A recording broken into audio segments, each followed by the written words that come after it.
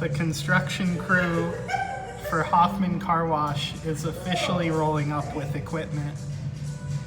This is the first day of construction rolling in. It's May 4th.